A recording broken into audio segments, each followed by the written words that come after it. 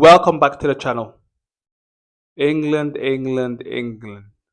Wow, that was a bad performance.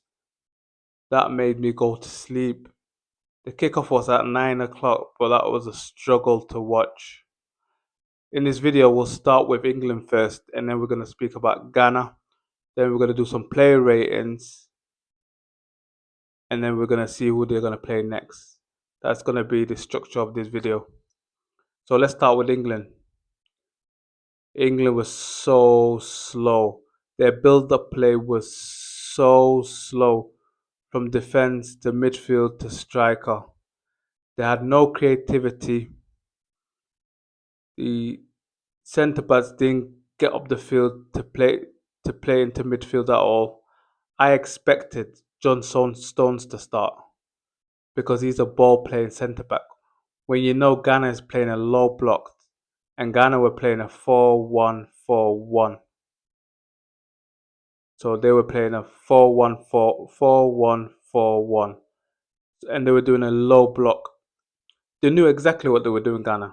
Ghana were managed by Carlos Queiroz. So I'll do all of that when it's their turn, Ghana.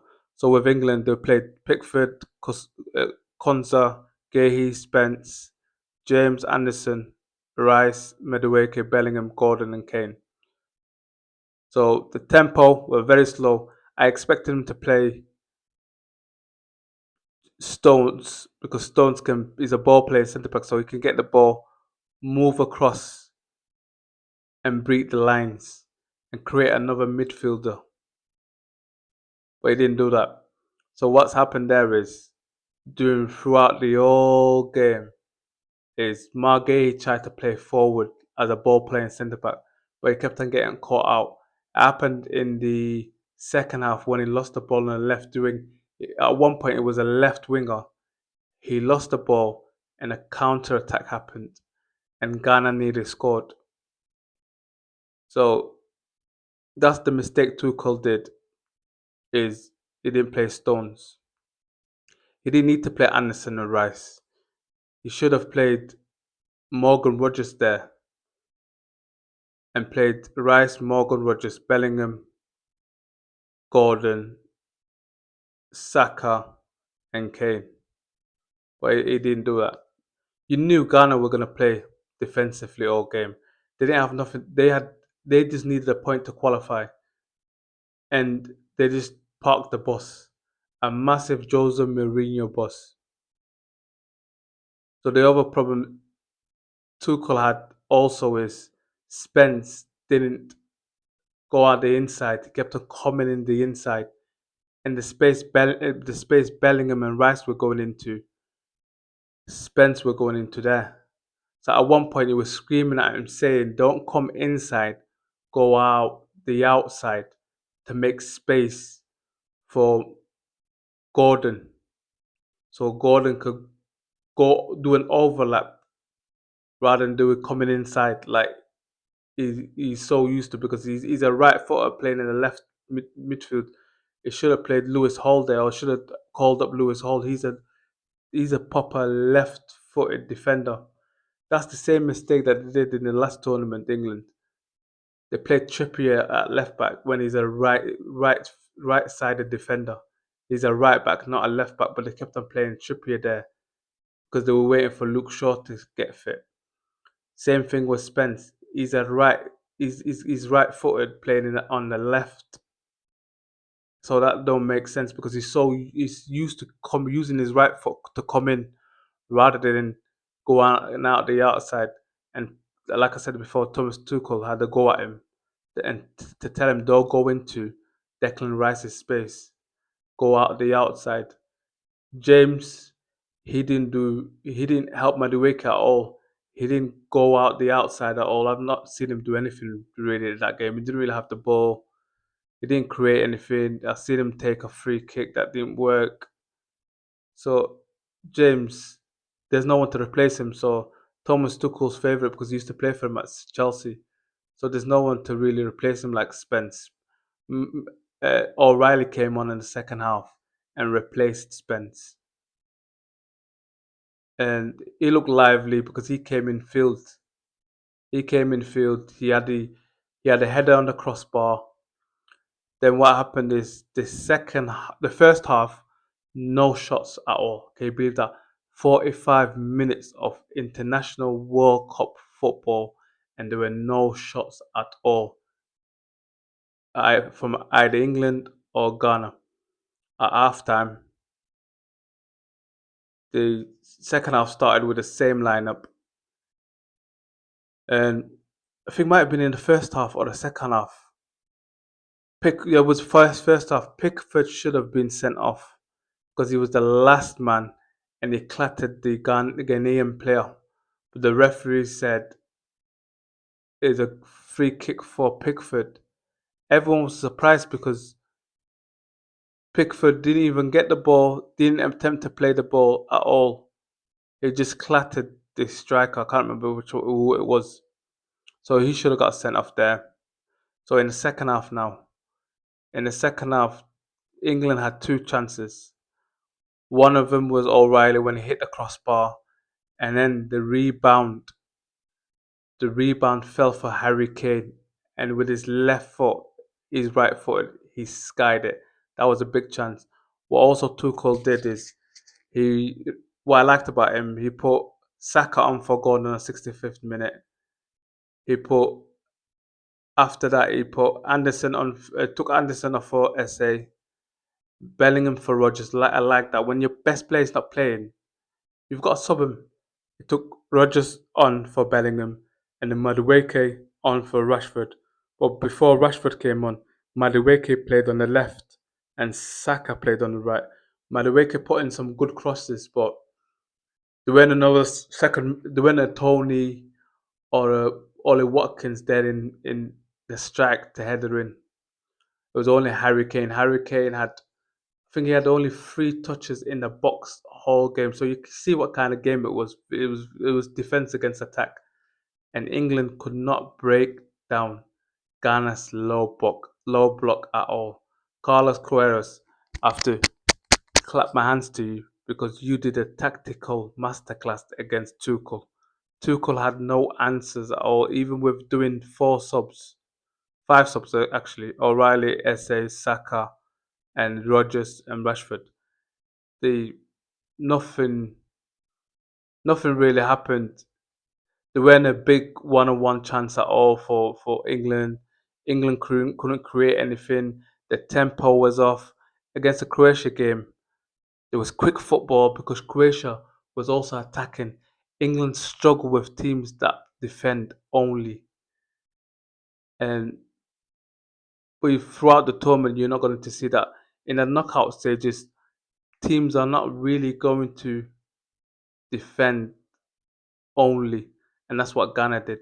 Maybe in the 32, if England face DR Congo, for example, they'll play the same tactic as Ghana's done.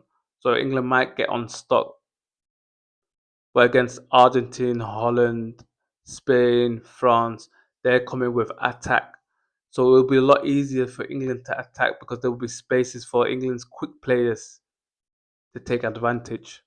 So what I would say, everyone's really going on about England's being poor. What's Thomas Tuchel done?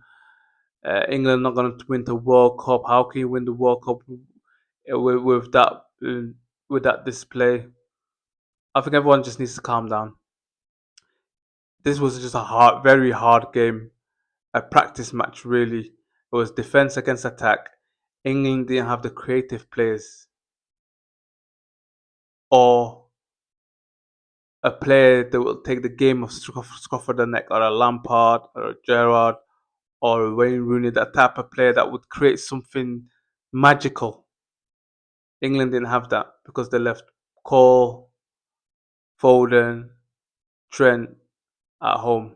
I think if Trent played right back, he would probably ping that ball across to Gordon one instant, or he'll dink it high like he does for Salah. He used to do for Salah for Madueke. So England don't have to don't have England don't have the England don't need to worry about anything at all really. because they played 4 out of 10. I'm not gonna go through all the player ratings. I think they played 4 out of 10. They got a point. They're on 4 points. Not bad. They've got Panama next. They'll beat them, so they'll be on 7 points. They'll be top of the group. Nothing to worry about going into the knockout stages. I think everyone just needs to calm down, and uh, and Tuchel needs to stop playing Gordon really.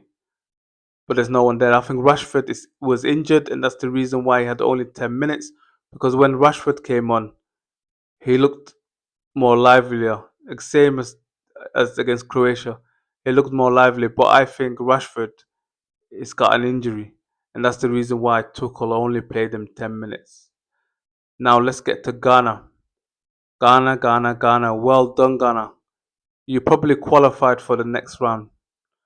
You did what you needed to do. You didn't need to play attacking football. You didn't need to show us that you could go toe to toe with England. You did what boxers normally do: is defend, and try and counter punch. So that's what you did. You played a low block. You played a 4-1-4-1. You made sure everything was compact and tight. You know what player I loved the most of the Ghana team? It was the it was the 1 second. It was a right back, Senaya, 26. He had a very good game. He had Gordon on toast. Gordon couldn't do anything at all against that number 26 for Ghana. He looked good. And the number 8 Sibo. Bellingham didn't have no chance at all with him. He was so close to him, it was unbelievable. He man marked him out of the game. So under Carlos Queiroz, Ghana done really well. Didn't score. They only had, I think, 3 shots on target. They had they had 1 shot on target. 1 shot on target. 2 shots. They should have got a free kick, dangerous free kick, and England should have been with a man down. Pickford should have been a sent off, and the game would completely change.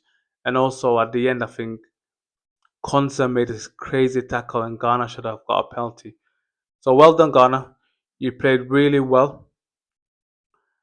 Exactly what I expected: a low block and counter-attacking team. But I think Ghana will struggle in the last 32. They will struggle because they don't have the firepower, and you can't keep on defending for 95 minutes. It's 1 minute, one moment. It only takes one brilliance or one lapse of concentration of the Ghana defense that will um, that will open the door for the opposition team, and Ghana can't score. So the game will just be decided on one brilliance from the opposite team in the last 32. The goalkeeper is very good as well. Don't let me forget. I think the goalkeeper is man of the match for Ghana. I think he's the man of the match. And who's the man of the match for England? Who would I say? You know what? They've all been poor. They've all been poor, and couldn't tell you. The goalkeeper is the man of the match, as I said, Asari, number 16. Who is the man of the match for England? Mm,